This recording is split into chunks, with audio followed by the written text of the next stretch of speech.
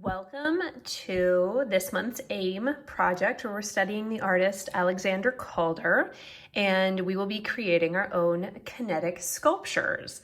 So your students will have an option to, everybody's going to get a block. It's going to be unpainted to start, and they can paint it at the end as time allows. If they choose, do not paint the bottom. They can choose between doing 3 hanging abstract shapes or 4 hanging abstract shapes. For younger students, the easier option is going to be to do the 4 because all they're thinking about then is everything is perfectly symmetrical in balance. For older students, they may choose to do just 3 shapes and do more of a counterbalance situation here. Okay, so when we begin, you're going to want to hand out 1 block that's already pre-drilled to each child. They're going to have 1 of these thick wires that already have a hook in the top that's going to balance everything, and either 2 or 3 of these small wires. Prepping materials for this project in particular has been an enormous undertaking, so please make sure that any materials that are not used, even if it's just a single one of these wires, makes it back into the bin in a smooth condition, ready for another group if you are not using it. You're also going to need cardstock. Small pieces are fine. We're going to be cutting small shapes. We're not going to be drawing them first. You're just going to freehand cut them. A pair of scissors and a small dowel that we're going to use as our wire bending tool. So the first step is for the kids to decide whether they're going to do a 3 or a 4 shape mobile, and then go ahead and cut out some abstract shapes. These should be relatively small because they're going to be hanging there.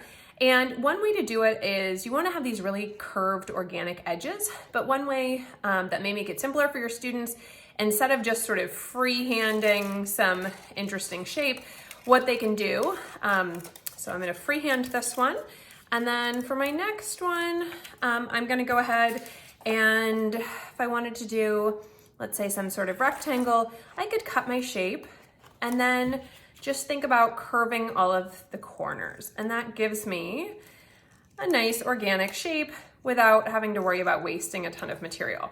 Again, we are reusing all of this cardstock, so small pieces like this can obviously go in the trash. All of these pieces, recollect, put them into the bags that are in the carts, and we'll use them for another group. So I'm gonna go ahead and show, I'm gonna make an additional shape here, and I'll show you both the 3 and the 4 versions.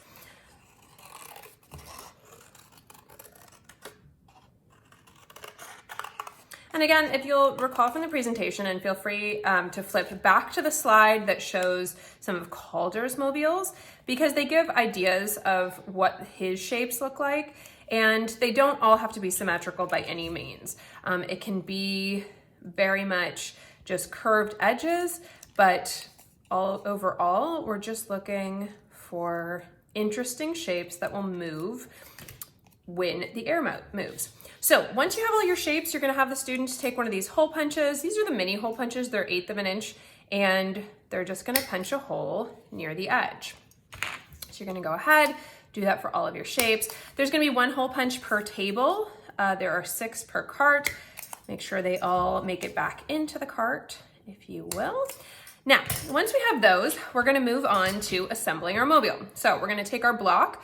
These are drilled to fit these, but you do have to wiggle them in a little bit. So if you instruct your students to push them in and then kind of rotate, while pushing in, that's the easiest way to ground them in there. Then you're all set. And now we're gonna move on to our small balancing wires. So for both of the mobiles, what you're going to do, both of the versions, is you're gonna curve the ends first where your pieces are going to connect. And the way to do that is to use this dowel and put your thumb over it at the end, and then just bend the wire. Your thumb is holding it in place, or the child's thumb is holding it in place, and you're gonna bend it around, and that's gonna give you a nice little loop. Then I'm gonna move to the other end, and I'm gonna do another loop. And now I have a hanger for some of my pieces. So if I'm doing the 4, I'm gonna want it to, this is going to go right in the middle here, so I need an additional loop here. The easiest way to do that is just to put your dowel right in the middle and then bend these 2 arms around to end up with a shape like this. Once you do it, it's easier if the this shape is obviously up and that your circles are down. The wire is thin enough that you can definitely rotate it. So encourage your students to play around with this. They can bend it, figure out how it balances. So I'm gonna go ahead and this one is gonna hang right on there. I'm gonna make the version with 4 to start. So again, I'm just gonna roll these, hold in place with my thumb, bend it around. The ends are a tiny bit sharp, so make sure that students aren't sort of pressing that aspect into their finger. Again, gonna roll to make the curve. And because this one is a perfectly symmetrical balance, I don't need to play around a ton with the balance point, so I'm just gonna start with it in the middle. Again, I'm bending those 2 arms over. You can see on this one that I didn't do a very good job in getting it in the middle. That's okay. The way to solve that is to actually slide your dowel back in and roll it along. You see how I just rolled that dowel along, and now it's in the middle. So I'm gonna flip these ones over so that my hooks are coming up from the bottom, like this, and then I'm just gonna slip my hanging shapes right over them. Again, the wire is pretty mobile, so if you wanna push it together, pull it apart. If you're trying to open it to get the shapes in, the easiest way when you're doing wire work is always to actually tilt it off to the side rather than pulling the circle open. That'll help the wire retain its shape better. So I've got my first hanger and I'm gonna go ahead and attach it right onto here. So as you can see, obviously it's unbalanced now.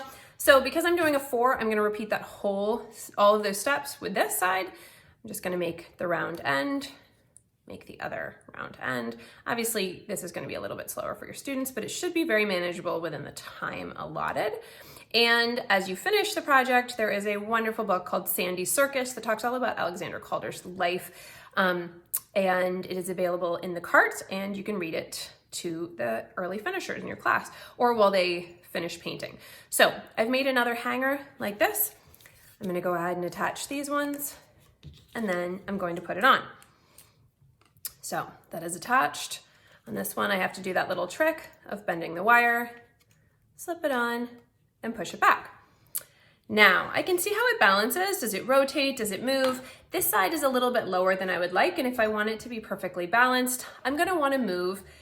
Think about it as levers, and if I wanna balance it, I need to bring this loop further down, or I need to start playing with the bending my wire. So your students can do either. They can bend them down into a different shape. The easiest way, which I think again is what we talked about earlier, where if I'm gonna move this along, this is a larger shape, so the lever should be shorter.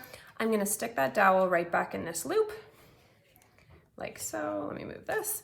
And I'm just gonna roll it along towards that end. So its arm, if you will, gets shorter. And then we'll see if it balances better. So now I have a shorter arm on the side that is a larger shape. We pop it back on and it balances much more nicely. So there you go. So that's the basis of the project. For kids that want to do just the 3 shapes, it's a little bit more complicated, and this is why I recommend it for some of the older grades, is you would get to this step, and then let's say this is our 3rd shape. And if you put it in place, you'll realize that it doesn't balance well at all, because obviously I need to counterbalance this entire side with just this one. So that means I either need a much bigger shape on this end, or I need to make that lever longer. And so again, I would just rotate this, roll it right along there, make that end shorter, make that end longer. You can see on that one, and you can smooth out the wire through your hands and then slip it right back on.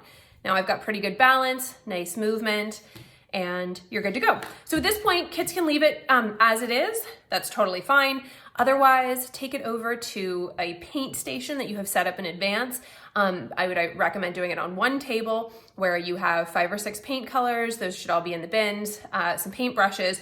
Make sure that they grab a pencil and write their name on the bottom, and then don't paint over it, but then they can go ahead and paint the base, and then set it out on newsprint to dry, and our project is complete. Enjoy.